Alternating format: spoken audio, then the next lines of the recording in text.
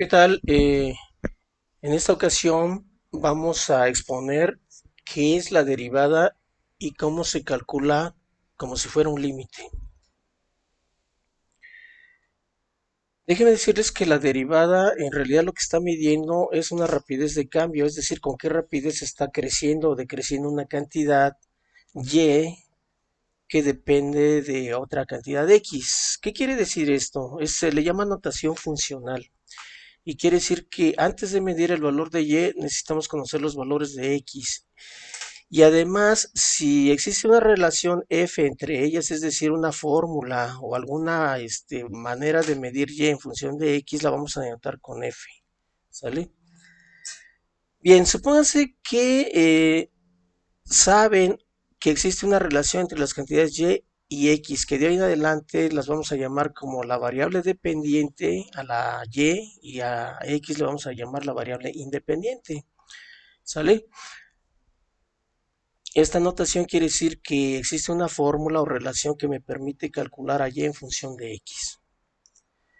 Bueno, pues en 1687 Isaac Newton en un trabajo muy importante de tipo científico determinó o definió la manera de calcular la rapidez con que una cantidad y que depende de otra puede ser medida, por ejemplo, en determinado punto x0.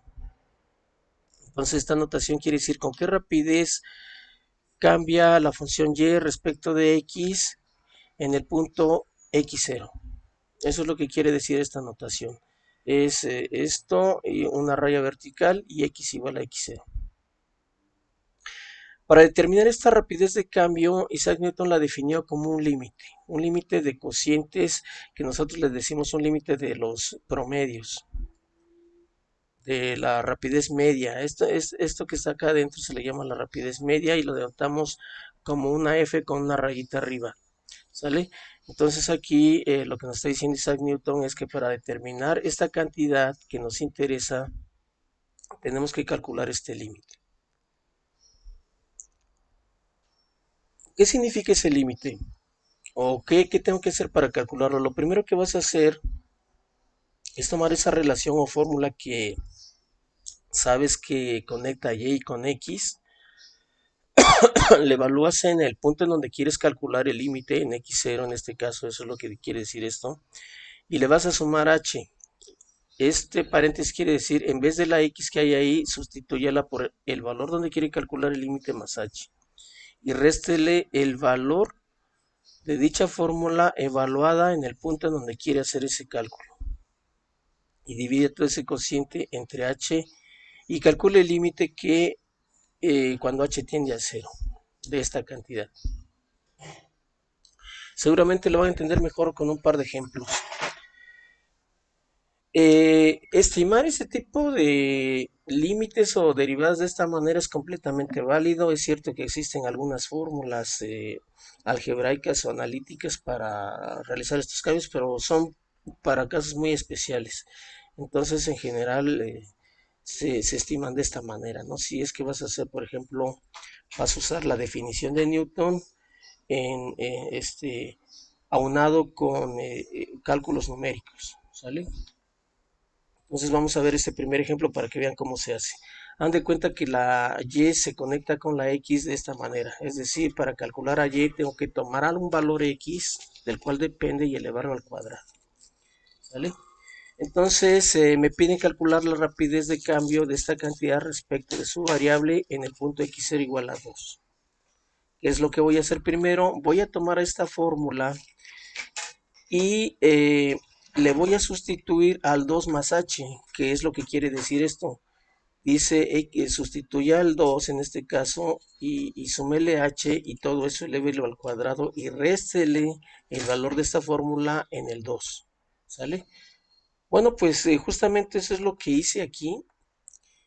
Al 2, que es el punto en donde quiero calcular la derivada, le sumé h y todo eso lo elevé al cuadrado porque es la fórmula que conecta la y con la x y le resté esa fórmula evaluada en el 2. ¿Sale? Todo eso dividido sobre h y a esto le voy a calcular su límite cuando h tiende a 0. Pero ustedes saben de la sesión anterior que lo podemos hacer mediante una tabla. Como el h tiende a 0, recuerden que se sitúa uno en un punto muy cercano al 0, por ejemplo 0.1, y de ahí te vas acercando cada vez más en cada cálculo, en cada paso del cálculo, generas una sucesión que tiende hacia 0.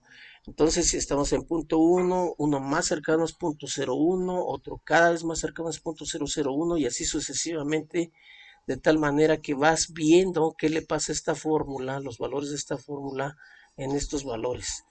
Pues yo hice eso, en punto 1 lo puse aquí, entonces al 2 más punto 1 pues me dio 2.1, eso lo elevé al cuadrado, menos 4, ¿sale? Sobre el punto 1, ¿ok? A mí me dio 4.1, tú hazlo ahí en tu casa para que te des cuenta cómo funciona. Una vez que hice eso, también lo repetí para los otros valores, por ejemplo, en punto 0.1, pues 2 más punto 0.1 me dio 2.01, lo elevé al cuadrado, menos 4 sobre el punto 0.1 y me dio 4.01. Y así sucesivamente para cada uno de esos valores que dimos acá. El caso es que fui obteniendo estos valores, esta sucesión de valores, lo cual más o menos me está diciendo que esos promedios van a tender a 4. Por lo tanto, la respuesta es que la rapidez con la cual está cambiando la y respecto de x en el punto x igual a 2 es igual a 4. ¿Sale? Muy bien, pues vámonos a un segundo ejemplo. Vamos ahora a tomar a la función logaritmo. Otra vez lo que hacemos es tomar al punto x igual a 5, que es donde quiero calcular la derivada, sumarle h, logaritmo de 5 más h, menos el logaritmo evaluado en el punto en donde queremos calcular el límite. Todo eso dividido sobre h y hay que calcular el límite de esa expresión, ¿sale? No se les olvide que lo denotamos con una f barrita a todo lo que está acá adentro, ¿vale? Igual que en el ejercicio anterior, generamos esa sucesión que tiende hacia 0 y vamos estudiando qué le pasa a esta fórmula para cada uno de esos valores. Pues bueno, yo agarré el logaritmo de 5 más 0.1, o sea, logaritmo de 5.1, lo calculé, le resté el logaritmo de 5, es ln, no vayan a usar otros logaritmos, es logaritmo natural.